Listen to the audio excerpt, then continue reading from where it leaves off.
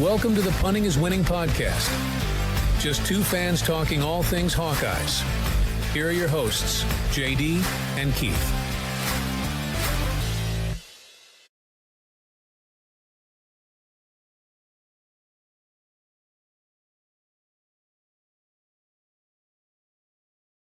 Welcome back, Hawkeye fans, to another edition of Punting is Winning, the All-Iowa podcast. We are your hosts, JD and Keith.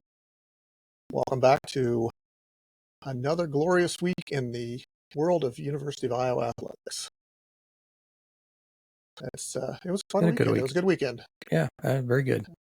We'll get into that here shortly, but first let's start off with last week's question of the week, which was, who do you think will have a better overall win percentage at the end of their season, the Iowa football team or the Iowa men's basketball team? Had some responses, pretty even mix of football, basketball, and even some people just not willing to commit to it yet. But I think it's pretty much everybody's up in the air on. They're not sure what to expect from either one yet. What do you think? Well, I went through this. If the football team goes 8-5, the basketball team is going to have to win 21 games if they play 33 to have a better percentage of wins. Mm-hmm. I'm just going to go with basketball. I think that they have a better. I think they just have a better chance. And McCollum hasn't won less than 25 games in every play, almost every season he's been. So I'm going to go with the odds and say that he gets at least 21 out of 33. And maybe if they play 34, 35, they may even get over it then. Hard to say.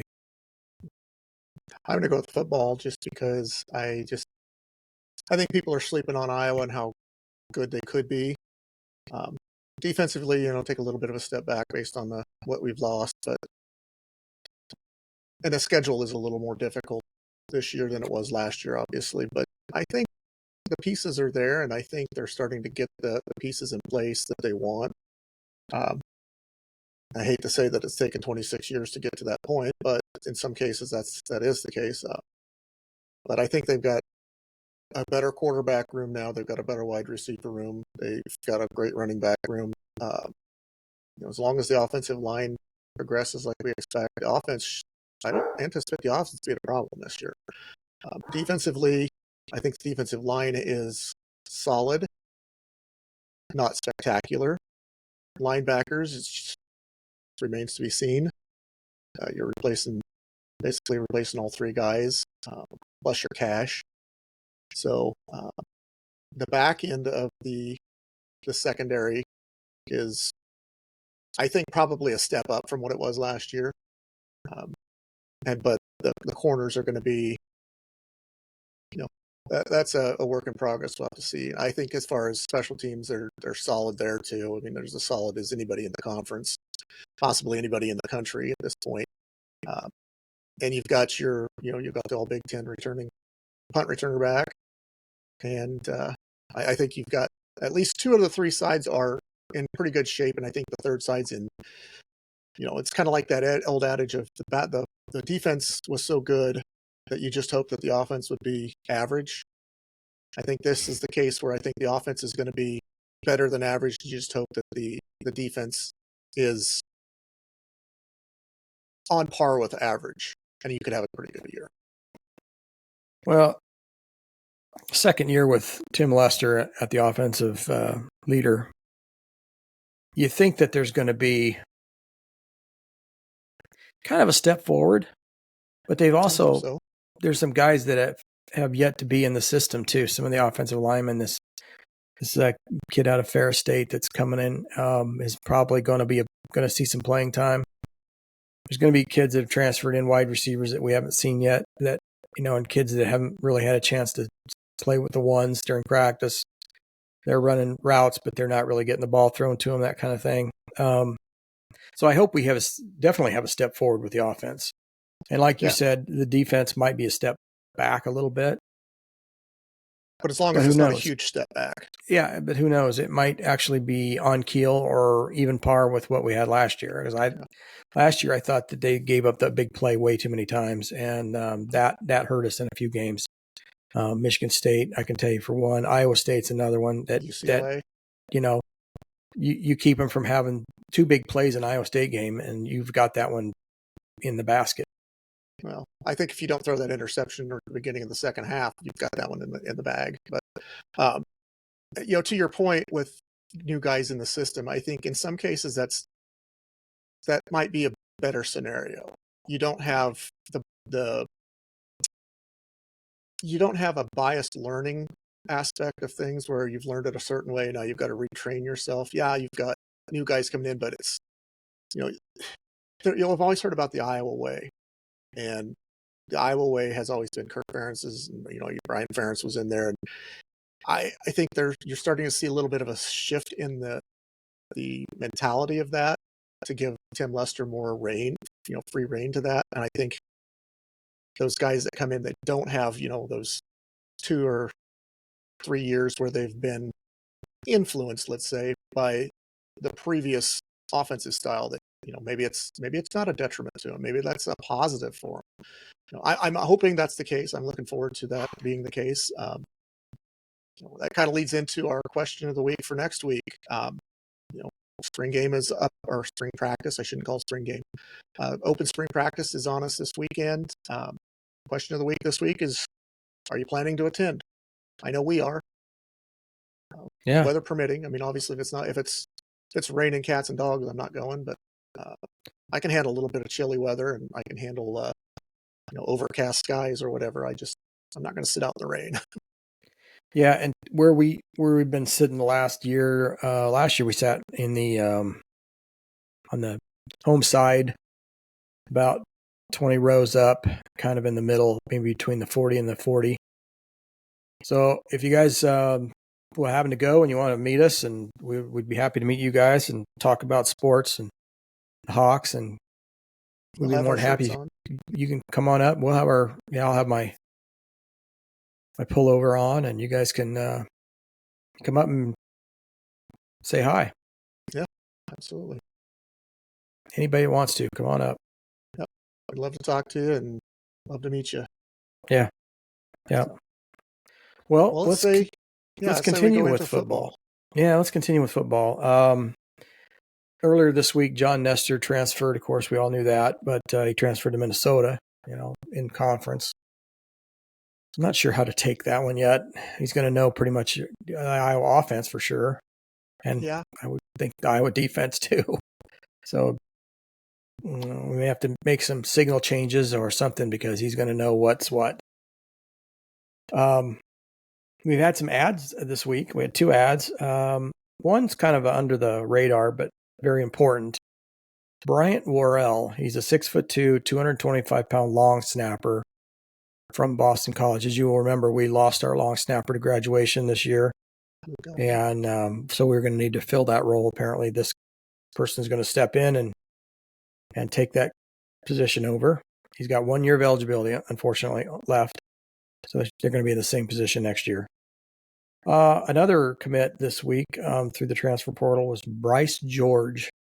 He's an offensive lineman. He's 6'5", 314. He's from Ferris State, and that's a Division II school. But he was also a Division II player. He played on 3 Division II national championship teams. He will also have 1 year of eligibility with Iowa. I was going to say Ferris State is a Division II powerhouse. So yeah, they're very highly touted. Very highly touted. So let's transfer all the transfers out. We've got, of course, John Nestor we just talked about, Gavin Hoffman, Joey Van Wetsinga, Max White, Khalil Tate, and Devin Van Ness. So we did get a high school commit this week too, so I'm not sure how many people know about that. A commit for the class of 26. Wide receiver DeAndre Smith from Florida has committed to Iowa to play. Hopefully his 4 years there, and if he's really good, probably get him for about 2. Yeah. Supposed to be a pretty speedy wide receiver, though.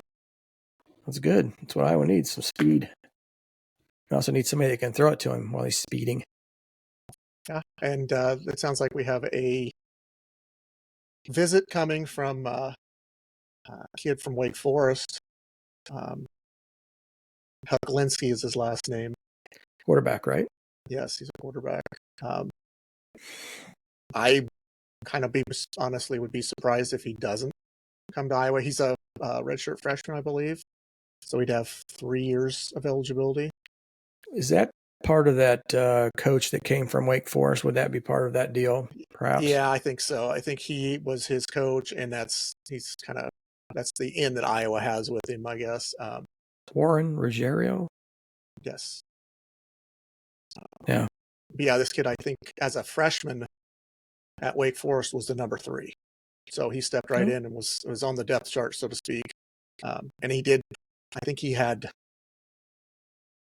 either had 3 snaps or he had 3 passes in his career so far. I can't remember for sure which. I have to go back and look that up. But he has seen actual game action in his freshman year. So, but he still was able to maintain that red shirt. So he would come in as a redshirt freshman. Good. So technically, I guess he'd have 4 years of eligibility. Anytime you get a quarterback with a decent arm and has some experience and still has 3 years of eligibility left, bring him on. Mm-hmm. He might be the next one to, he might be number 3. Who knows? He's that good. Losing Brendan Sullivan as you got to replace him with somebody, I think. And you've got a pretty stacked quarterback room, or a pretty full quarterback room right now. But I think it's a smart move to bring another one in. Competition breeds success, and these guys need to be going against each other. You're only going to have Gronowski for a year. You hope you have him for the whole year. Yeah. So you want some competition behind him, and you want those guys pushing each other constantly. Yeah.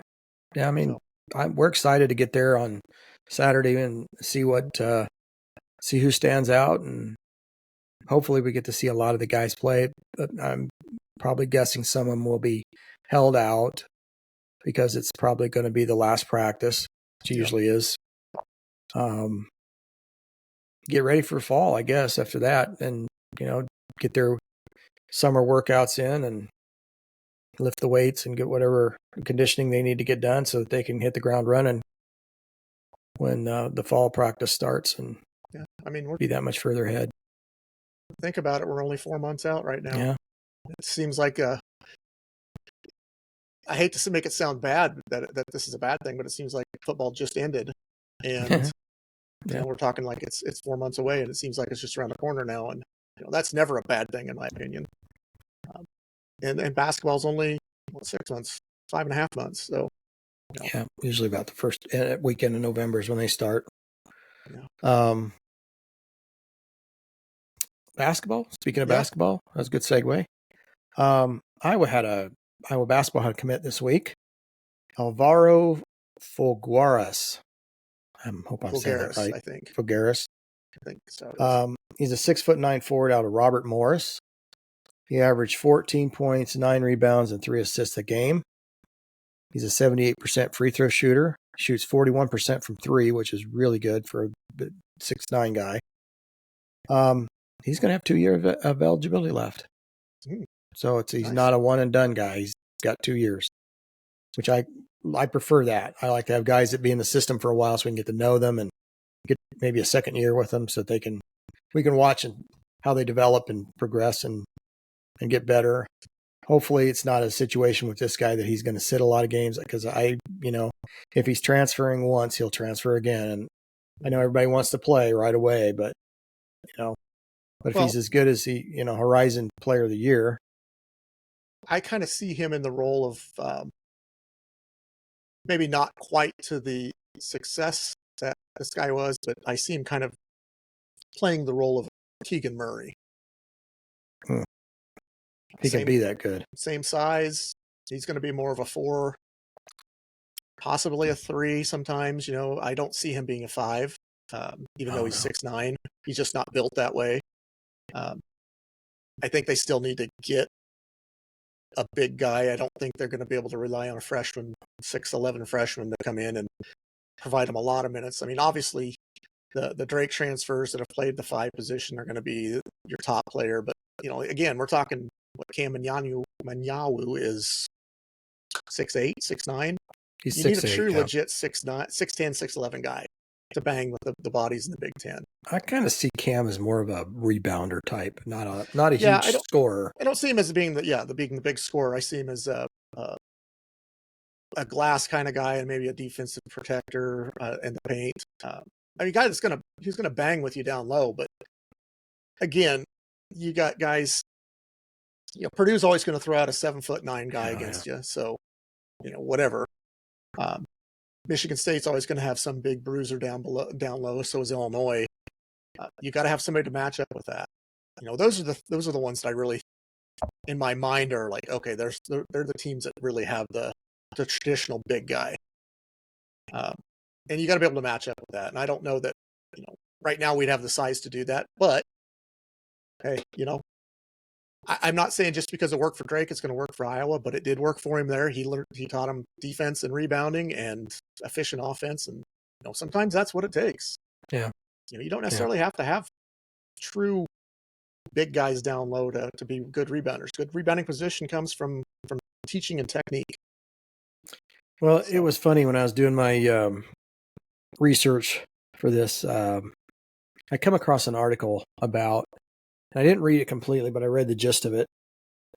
And it was talking about way early rankings for possible national championships for next season.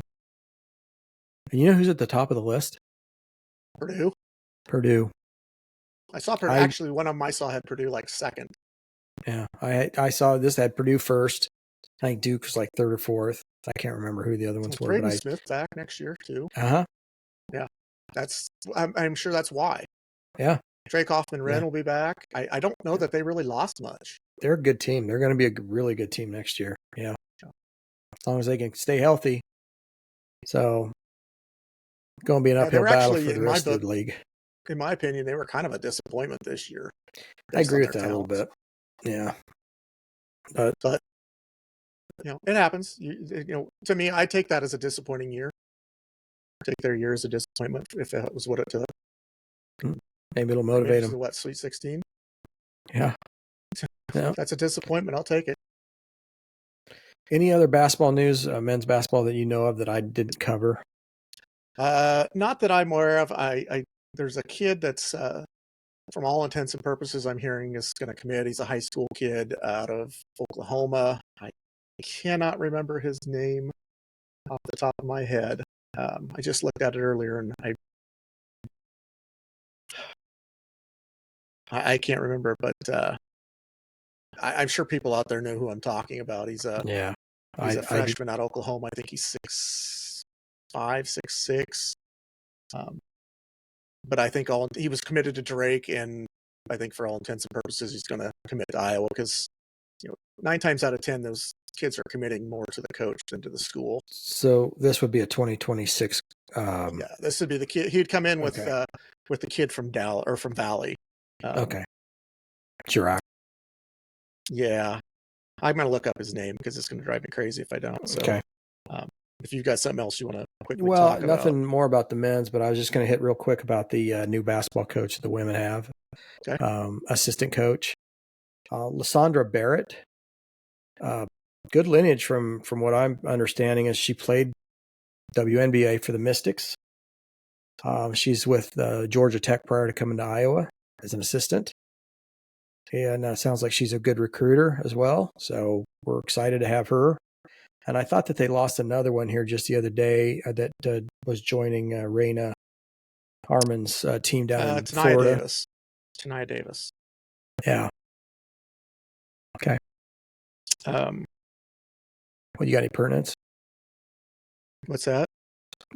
You're talking about Shania Davis. You're talking about her as a person who left the Hawkeyes. Yeah, she was the girl. So they'll have to replace her.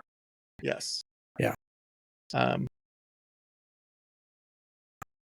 still looking for that recruit's or kid's name.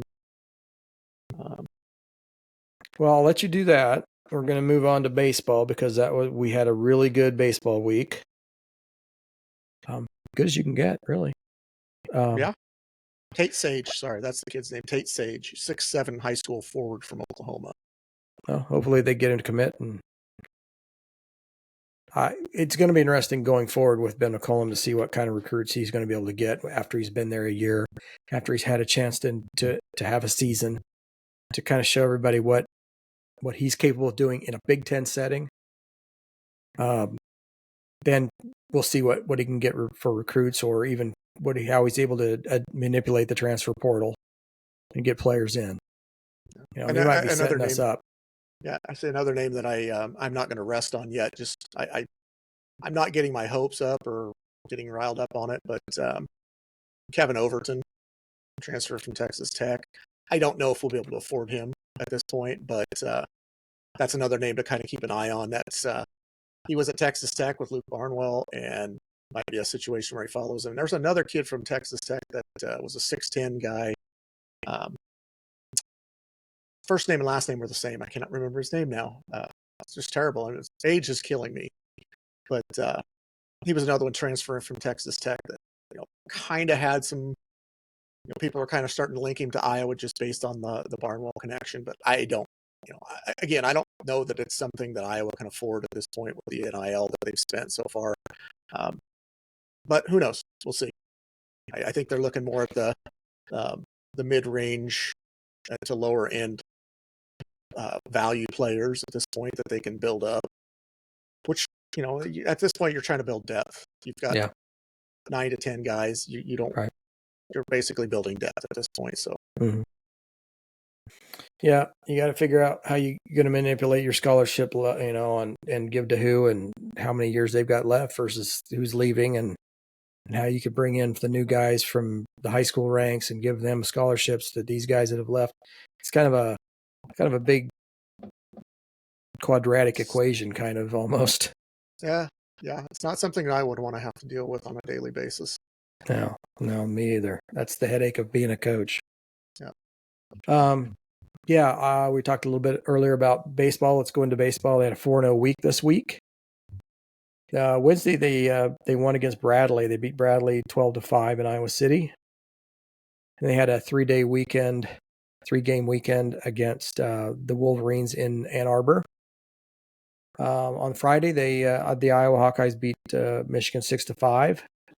Saturday, Iowa beat them 3-2, and on Sunday, Iowa took basically swept them 7-4. Iowa baseball is 27-11 overall. Still not rated, unfortunately, but that's fine. And 17-4 in the conference, and they're leading the Big Ten. The unfortunate thing that I saw about that series with Michigan is, we always talk about what it takes to get into the tournament, right? Especially you're talking basketball, you're talking quad 1 wins, quad 2 wins, whatever. Going into that series, that was a quad 1 series for Iowa. Leaving that series, that became a quad 2 series because Iowa beating them 3 times knocked Michigan into a quad 2 situation. I don't agree with that. I think that's just a bad formula if that's the case, because if you're the team beating them that knocks them into that's how are you going to take that away from them? Yeah, but doesn't Michigan have opportunities down the line to win? Oh yeah, no, I'm not saying back that's up to the quad 1. Yeah, I'm not saying they don't have an opportunity to do that. It's just I don't like the idea of it. It's a quad 1 series going in, but because you won all 3 of them, had Iowa won 2 out of the 3, they had 2 quad 1 wins in that. But by winning all 3, it now drops them down to 3 quad 2s. That doesn't make sense to me. I think I'd still rather win the game. Yeah, no, I agree completely, but I just think that's it's a very poor formula for your selection criteria of quality of games to say, well, you're a quad 1 team we're playing, but since we beat you 3 times, now you're quad 2. That just takes away from the quality of the team beating them. I don't know. It's just I dislike it. If that's something that was to keep a team out, I would very much want to be vocal about how stupid that is. Yeah, I agree with you. What I find kind of odd too is that UCLA and Oregon are rated in the top 25. I want to say like 15th and 16th. Yeah. And Iowa, who is leading the Big Ten by quite a bit, isn't even mentioned. Well, And a lot of that is the fact of who they have beaten. You know, Iowa has a good record, and Iowa has played well, but the quality of the teams that Iowa has beaten has been, I mean, they're winning the games they should win. Yeah. You know, they're not losing the games that they should win. Maybe that Northwestern game, but again, that you're going to lose 1 out of 3. But you know, you look at the fact that Iowa was 3-6 to start the year, and you know, now you're looking at 24-5 since then. I take that. I don't care who you're playing. Oh yeah, I agree. You're playing Big Ten caliber competition. You're not playing, you know, Truman State every game. Right. Nothing against Truman State. I'm just using them as a lower division example, or let's say Upper Iowa every game. You know, it's sad that we don't look at head-to-head results. We look more at computer metrics than we do head-to-head results, or what our eyes see instead of what our computer eyes see. Well, one of the things I did notice while I was going through the rankings, I noticed that Oregon will be playing Oregon State coming up very soon. And Oregon State is ranked, I believe, 3rd. Are they 3rd? Last I saw they were 6th. I think they jumped to 3rd.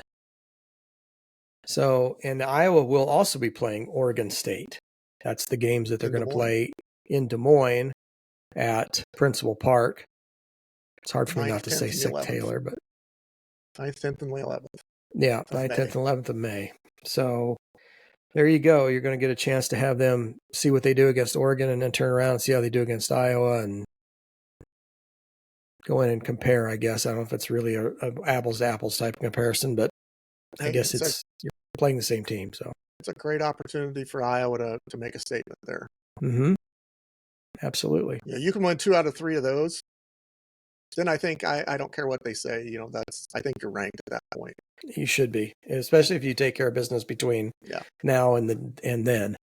Yeah. And speaking of business, next week they play a Tuesday game with Western Illinois in Iowa City, and then a Wednesday game with St. Thomas in Iowa City, which, you know, I don't know what Western Illinois has, but I think they've beaten St. Thomas a few times this year. So I don't expect that to be any different. Friday, Saturday, and Sunday, they are playing Indiana in Iowa City. So Indiana's currently in 6th place in the Big Ten, 12-9 in the conference, and 22-18 overall. I think Iowa would be the odds-on favorite, having be a home game and having them be in 6th place where Iowa's leading the conference. Yeah, all good things so far with Rick's team. He's got them heading in the right direction. And I was hoping this is how this would turn out when we were talking about him earlier in the season. You know, we said there's still room, there's still time. You got to make a difference, though, in conference. So, you know, that's what exactly has happened. Now, I'm not going to take any credit for anything, but. Well, they figured out their pitching situation. Mm-hmm. The starting pitching has been very good. Their offense has been on a tear. Exceptional offense. And their bullpen has not been the letdown that it was early in the year. And I don't want to take away the talent that they have, because I mean, to say that's a letdown is they let a few games get away from them, but they're also playing some pretty quality competition at the time. But they have shored that up. The bullpen has been good. Markedly better. I wouldn't say necessarily great, but they've been solid. Yeah. We did see a few, situation on, what was it, Sunday, that back and forth game until the 9th. You get a lead and then you just give it right back up because, a walk here and a bad read in right field, and next thing you know, you're tied up again. So, and then I think they gave up a solo shot at the bottom of the 9th as well. That, almost 2 in a row, because that one kid made a pretty nice play at the wall, taking one away, and then the next kid got up and he had the power to do it. So, but for the most part, the bullpen has been better, and you're getting the quality starting pitching that you're getting, plus the offense, and the offense can get you a 3, 4, 5 run lead. and that starting pitching can get you seven innings in. You feel kind of comfortable at that point. I feel pretty good about that. Yeah. Yeah. Well, all good things. We need to keep them rolling and get them into postseason, and we'll see if they can make do some damage in postseason and make a run. Maybe they can see Omaha this year. Very nice. To see. Depends on who they get for a draw when they go to their regionals. Right. Okay. So moving on, softball. Iowa softball is actually making a strong surge themselves. They had a 3-1 week. They did lose to Iowa State on Tuesday, which is a bummer. I didn't write the score down. Was it 5-4, 4-3? I don't remember. Anyway, they lost to Iowa State in Ames. Kind of a bummer. You hate to see them lose to the brother to the west, but it is what it is. Then you have a 4 or 3 game set with Penn State. Or on Saturday, you beat Penn State 2-1 in Iowa City. And then Sunday was a rain out, so they didn't, everybody knows Sunday was a rain out in Iowa. And then on Monday, they played a doubleheader and won the first game 10-2 in 6 innings, and then won last evening 3-1. So they are currently 28-16 overall and 10-6 in the conference, and they are currently sitting in 6th place. The Iowa State game was 9-5. Oh, 9-5. Okay. That's right. But I did read something that that 10-2 was a run rule game, and that's the first time since Penn State's been a conference opponent that Iowa has run ruled Penn State. Really? I didn't know that. That's good news. So continuing on with softball, they have a game on Wednesday versus in-state rival Drake in Iowa City. And then they have a 3-game set at Michigan State on Friday, Saturday, Sunday. I'm not even sure how good Michigan State is. They're, I think, below Iowa. So they would be, I want to say they're like 11th or 12th. Okay. Because Iowa's right now sitting in 6th. Yeah, I was looking to see if they had any kind of standings out for it, but nothing on the Iowa sports side. Just I'd have to go to the Big Ten's website. Yeah, go to Big Ten. Yeah, I'd have to. But really not a whole lot going on. We'll give our report next week for the spring game. We'll take notes. And hopefully we'll be able to recognize numbers and with names, and put names with numbers and that kind of thing. So we know, hopefully they give out some kind of a roster with numbers, and so you can kind of gauge who the new guys are and put the right number to the right name so that you're not talking about somebody you think is that and it's somebody else. Yeah. They have a tendency to be a little lax when it comes to giving out that kind of thing. So you have to kind of figure it out on your own. So Michigan State's softball team is 14th. Okay, 14th. 4-12 in the conference and 14-25 overall. So if Iowa plays well, they can maybe move up a little bit. You got to get by Michigan State, but Northwestern and Ohio State are directly ahead of them. Ohio State at 11-5 and Northwestern 12-4 and Nebraska 12-4. Oregon leads the conference at 14-2 and UCLA second at 13-3. Oregon is 41-5 overall. UCLA 41-7, and Ohio State 37-10. And then Northwestern 24-15. So, but Iowa is the hottest team right now at 7 straight wins. Yep. In conference. Yep. They just need to keep on playing like they're playing and pitching like they're pitching and hitting like they're hitting, and good things there too. I'm very excited to see, because I was a little nervous when they were getting beat 10-0 and 12-0 by anybody with a number in front of their name, and that bothered me a little bit. I just thought we were headed for another one of those type of seasons that really wasn't going to be much going on. But hey, they turned it around. I think they got their coaching situation at least somewhat stabilized. I don't know if this is going to be the same coaching staff going forward next year. That whole thing still has to figure itself out. But yeah, good things with the spring sports. We don't talk about track or field or any of that stuff, but Iowa usually has a pretty decent track team. You know, they got some standouts in certain events that I can't. I don't have enough knowledge to even claim to know any of that stuff. I didn't do track when I was in school, so yeah. Only name that I know of Iowa track, I think, is Noah Kent, and I don't know if he's even still on the track team or not. I know there was talk about him possibly transferring or something, but that's the only name that I even know, and I thought he was, you know, I don't pay attention enough to track.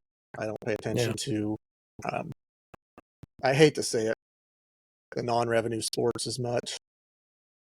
It's just not something that, you're going to see a lot of on the Big Ten Network anyway. You don't see a lot of coverage on it. You don't see, well, let me ask you, Big Ten Conference covering it much. All right, let me ask you a question. Are you a little disappointed in what you're seeing from the women's side basketball?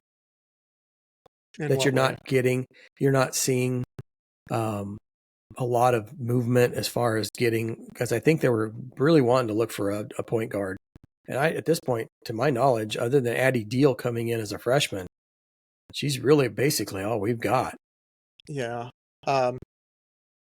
Disappointed a little. There's still time, but yeah, I think we're in that day and age where a lot of kids transfer for greener pastures. They want guarantees, and I don't think there's guarantees to be made right now, because you've got such a good core group of girls that are coming in and that have already, how are you going to tell somebody, I'm glad you committed to me, and I'm going to bring somebody in to play over you. You're going to lose those players too. And I think that's just the nature of it. I mean, yeah, you have to do something. And in some cases, you have to be like, hey, I need depth. I've got to have somebody here. You're not the only point guard on this roster, or you are the only point guard on the roster, and I have to bring somebody else in to give you a break. I've got so-and-so that can be a backup point, but that's not their natural position. I want to play them elsewhere. Then it's easier to sell. But if you've got guys where you're saying, oh, I've got 3 post players that are very prominent post players, I'm going to recruit another or go try to get a transfer post player out of the portal. So you're going to play them above. And that's hard to get, because those kids are coming in thinking, I'm transferring with the intent of starting or being a major minutes player. And I don't think Iowa can guarantee that in some positions. Now, point guard, yeah, I think they could. I think you've got to sell it to the kids as a competition. You can't just say, I need backups. I need guys that are going to come in if the starters get hurt or run out of minutes or foul. I think you're reading that wrong. I don't think she's telling them, you're going to have to come in and sit behind this and be the backup to this person. I think what's happening is these kids are coming in and she's not telling them, you're guaranteed the start at this position. She shouldn't. No, I don't. And that happens at a lot of places. These kids are getting guaranteed starting time. That's how they're getting them to commit. And that's why a lot of times you'll see some of these kids, they'll commit, they'll play a year, and they'll leave because they didn't live up to the bargain that they signed on for. Maybe they got plenty of playing time, but they weren't starters. And that's what they wanted. Or, now that I've come in and I've proven myself at this level, I can go to an even bigger team that has more money. I think that's what you're seeing too much of is there's no loyalty to teams anymore. There's no loyalty to universities. It's who's going to pay me the most and who's going to play me the most.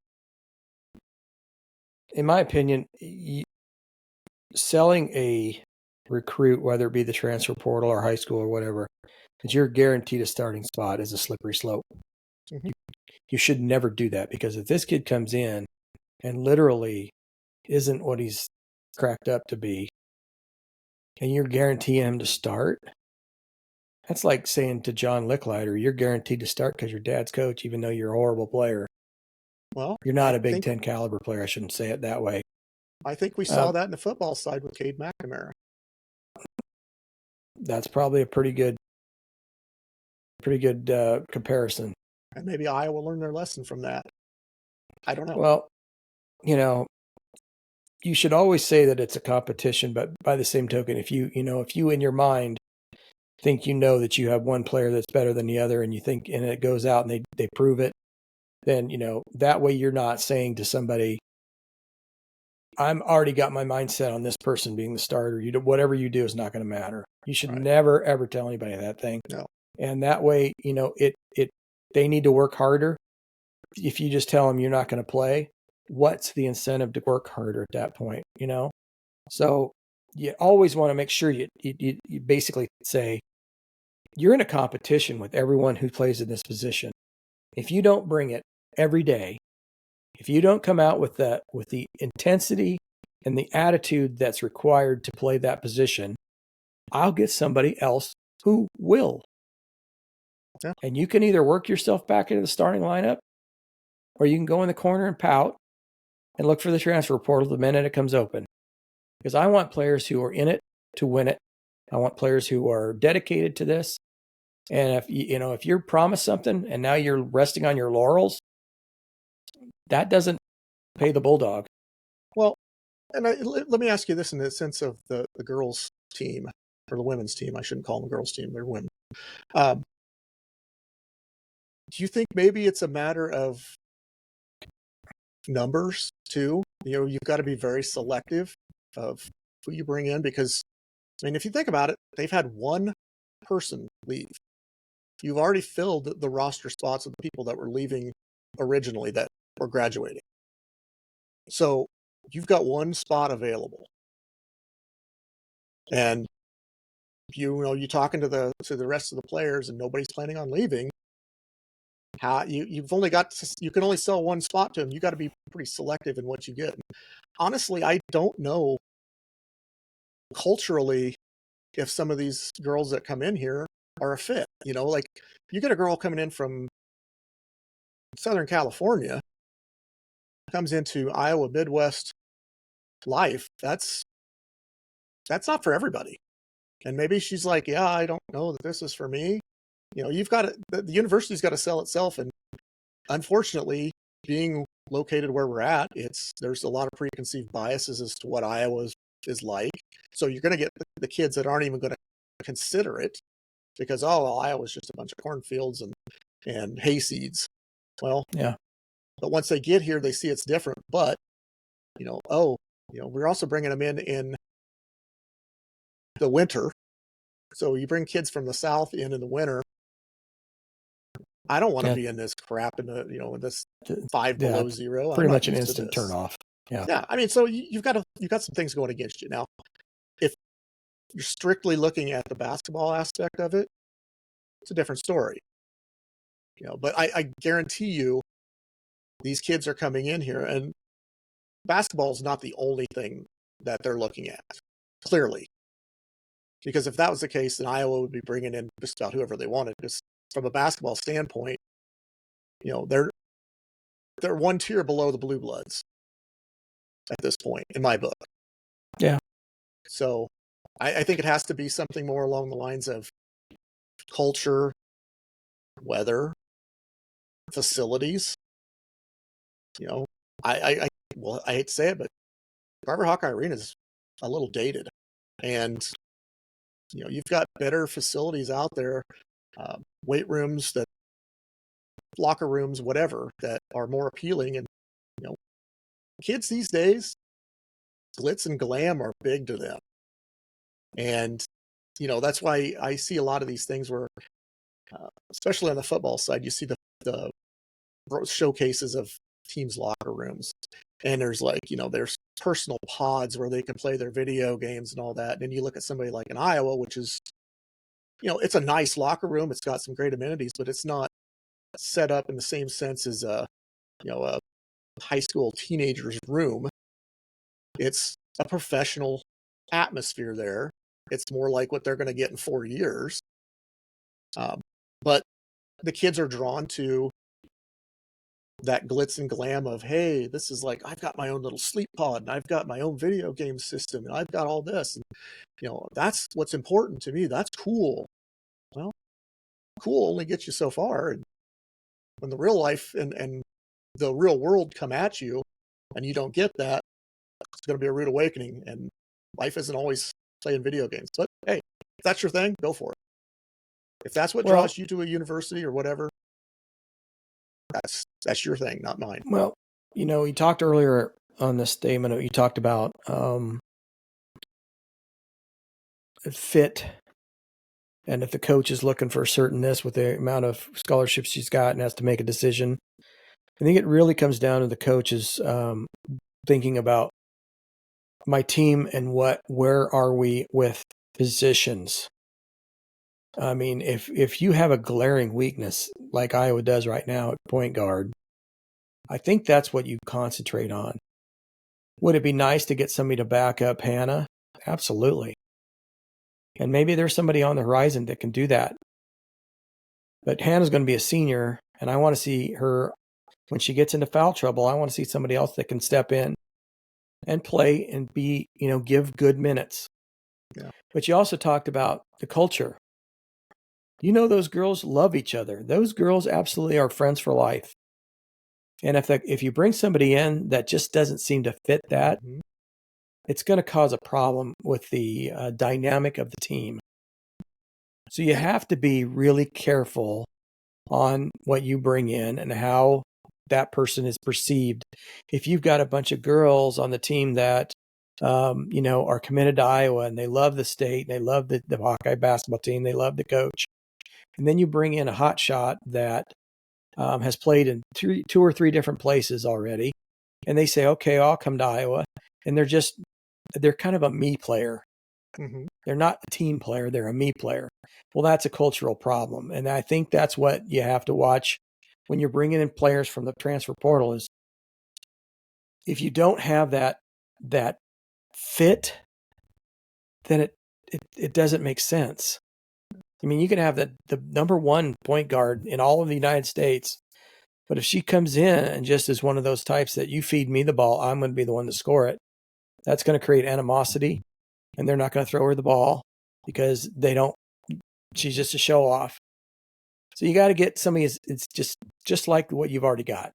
And that's worked. These kids love each other. That's the greatest thing in the world. They do TikTok videos all the time with each other and dance and do that kind of thing, That builds friendships and camaraderie. I mean, they're going to battle for each other.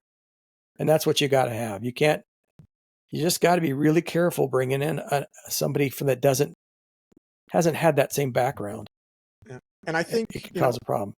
Not to sound misogynistic about it, but I think it's more prominent on the women's side than it is on the men's side. Yeah, maybe. I think that's the guys were built a little bit different as far as our attitude about things.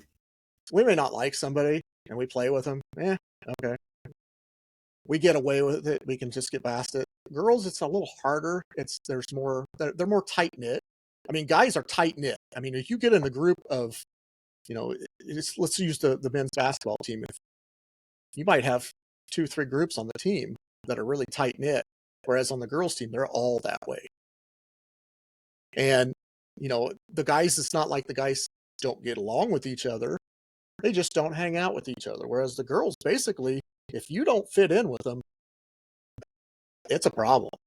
Yeah. So I totally agree with that. And again, I'm not saying that to be detrimental to the women's team by any means. I think that's great that they have that camaraderie and that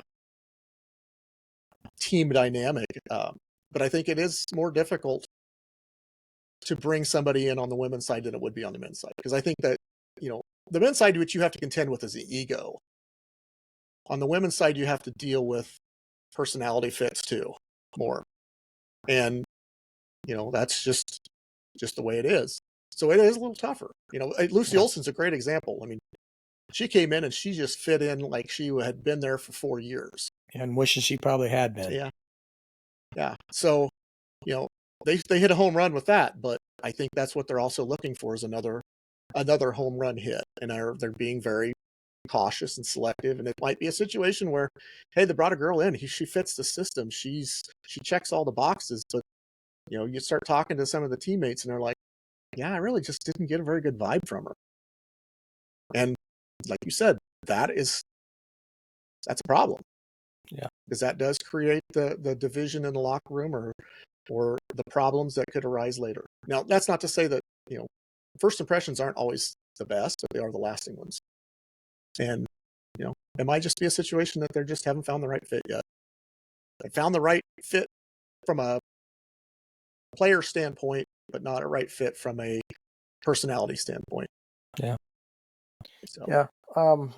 I guess with the limited amount that they're looking for, I think they're looking for maybe a little bit of a power forward and a point guard A number one. I think they've got time yet.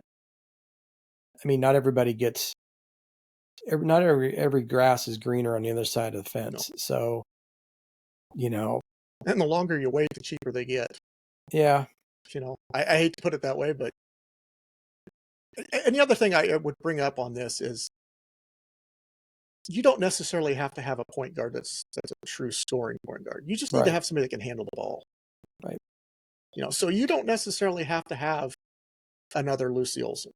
If you can get one, absolutely. But you can get a girl from a mid-major or something that's, she scores 6 to 8 points a game, but she's, 4-to-1 assist to turnover ratio. I'll take that. And she's got good ball handling skills. She doesn't turn the ball over a lot. She's got, takes care of the ball. She knows how to break the press. Yeah. I'll take that any day because there's scorers on that team. You don't have to be the scorer. You don't have to have a point guard scorer. We've had it the last 4 years, but you don't have to have that. You can win without that. And I think, that's probably another thing they're looking at is, do they want to get somebody that's a Lucy Olson type or even a Caitlin Clark? You'd love to have a Caitlin Clark type. But if you can't get that, what are you looking for? Is it somebody who has to be a scorer or is it somebody who has to be a ball handler? And now you're looking, and plus has the fit as well. So I would be okay with a mid-range point scorer and somebody who can handle the ball. Yeah, I agree with that. I'm 100% with you on that. If they can even add a little bit to the scoring but yet keep their turnovers down and be able to learn how to break a press, especially at a Big Ten level or the high major level. Yeah, I'm all about that. We got hurt bad on that. Think about it this way. If you cut the turnovers down that Iowa had this year, and you cut them in half, let's say, and you can do that by having a point guard that can handle the ball, you probably can drop about 8 points per game off of an average scorer just based on the turnovers. So now Lucy Olson, who was averaging 17 points a game, now you just need to replace her with somebody with 9 points a game that can handle the ball, because you're not giving up as much by not having the ball handled, by not turning the ball over as much. So I kind of think you have to look at it. I hate to use the Bill James example of Moneyball, but that's kind of what it is what return on your investment do you get based off of, you don't have to have, like we've talked about it before. What good is a guy that scores 18 points a game if he gives up 20? In this case, you don't have to score 18 if you don't give up 6. Only give up 6. You can score 9. Now you're still plus 3. That's what encouraged me about McCollum is defensive. He's a defensive-minded coach, and that's something that, we haven't really seen in the last, I'd say, more than 10 years. Licklider had no idea how to coach an offense. So he just didn't have the talent anyway. He didn't know, couldn't identify it. So he went from no offense to all offense and no defense. So hopefully we get a little bit of both wrapped up into this guy, and it would be nice to be. I don't care if we're the top scorer in the league, but I'd like to see us a higher scorer than allowing points. I don't care. That's the only thing I care about. Like you said, I don't care if we're the top scoring team in the conference. I just want us to be in the top quarter of the conference in the standings. I don't care how we get there. Exactly. Yeah. I've said it before and I'll say it again. It's like football. I don't care if we win a game 7-6, as long as we're the 7 and they're the 6. That's all that I care about at the end of the day. It's wins and losses. It's not how pretty it was. Now, granted, the prettiness brings the fans to the games and puts the money in the pockets, but if you're talking about winning championships, you only have to be 1 point better than your opponent in every game. And it doesn't matter how many points you score or how many you give up, as long as you got one more than them. So if it's a matter of, we score 65 points a game, but we only give up 55, I'll take it every day. Well, I can tell you there's a portion of the fan base at Iowa that would rather see Iowa score 30 points and give up 27 than score 10 points and give up 9. Well, obviously I would rather Iowa score 30 and give up 27 because it's still winning. That's more of an exciting game, but I would rather score 10 and give up 9 than score 17 and give up 24. Right. So, yeah, take it for what it is. All right. I don't have anything else. I just thought we'd get into a real quick discussion about that, and it kind of went a little bit longer than I wanted to, but that's fine. Sorry. We're good. Do you want to start going through your how to find us? And Yep. Catch us on YouTube here. Give us a like, give us a thumbs up, subscribe if you're not subscribed. If you have been subscribed and decided not to subscribe, please resubscribe. Doesn't cost you anything. Doesn't hurt you to be subscribed. It's just, when we have situations like we have this week where we're a little late getting out, that being subscribed, you're going to get that notification that when it comes out. So that'll help.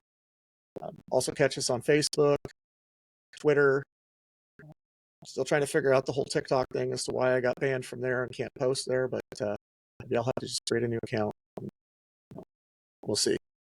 But also on Spotify and Apple Podcasts. Listen to us in the car. Watch us on TV. If you don't want to see our faces, you can just listen to it. I don't care. We have merch available. Yep, we got the merch available. Just we want the interaction, and hope that you like what you're hearing. So. As far as merch, that's available. The QR code starts at the beginning and at the end of this video.